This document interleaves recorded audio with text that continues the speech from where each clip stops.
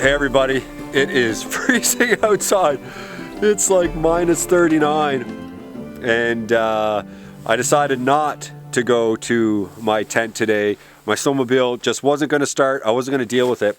I wanted to get out and work on it. As you know, I've got a project that's going to be carrying on throughout the winter until I get it done. I'm building a nice, comfortable, cozy tent, a little framing in a tent.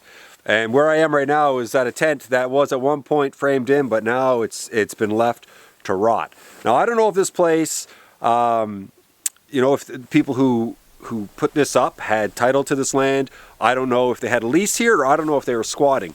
What I do know is that it's been abandoned and it looks really bad. I gotta say though, it's motivated me because I know what I want in my location. I want something that is completely beautiful and something that's easy to take down too. For when it comes time to leave, I can just disassemble and walk out of there and not leave a giant eyesore on the land. For the most part, people do a really good job taking care of, their property if they do have a lease, and if they are just putting their tents up for short periods of time, or if they're following all of the rules in terms of squatting, most people really do take care. And I have a feeling the people who were here at one point really did take care. But it's clear to me that nobody is taking care right now. I mean, there's laundry in this place. There's money on the ground. There's a lot of garbage. It's completely collapsed. The snow has destroyed the metal frame. They also have some lumber in here as a part of this, and some plywood. And the floor is solid. I mean, this thing is still standing up. And it's a bit sketchy. It's a bit nerve-wracking when you get in there because you don't know what's going to happen. Is stuff going to start to fall on you? But, you know, just from the looks of it, you can tell that it was well used. There's a couch. There's a big stove in there that maybe could be salvaged. On the outside, there's sinks. There's a telephone. There's a telephone on a pole. I don't know what that's all about. There's some chairs. There's a giant fire pit. So this place, and it's perched up so beautifully. I would love to have this location. Drive up in my truck, park, walk in. I'm sure that's what the people who had this place were doing at one point, but I hope there's a good excuse. I really don't know, and I'm hoping there is a really good excuse. I mean, for all I know, the people who had this place have passed. I don't know.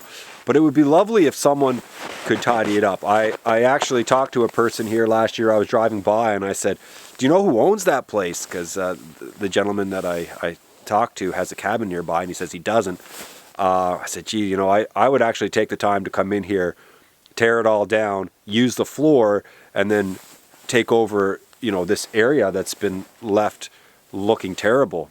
And but he didn't seem too keen on somebody else trying to come in and maybe make it even worse. He didn't know who I was. I mean, maybe I can't blame him. But anyway, I just thought I'd let you guys see this. I really wanted to put something up. I'm trying to get something up every week, and so it's not that easy sometimes to get everything up. I mean, plans fall apart, right? And you really want to. I really want to get out to my tent every weekend and continue to build, but plans fall apart sometimes, and so you do the best you can. And today, this is what I'm doing. I'm actually really enjoying it out here because it's so crisp and it's cold, and I'm dressed properly. I've got big beaver mitts on. I've got a big coyote hat, and I've got my trusty jacket. So I just thought I would show you guys this, and I would give you a little bit of an update. I'm really hoping that I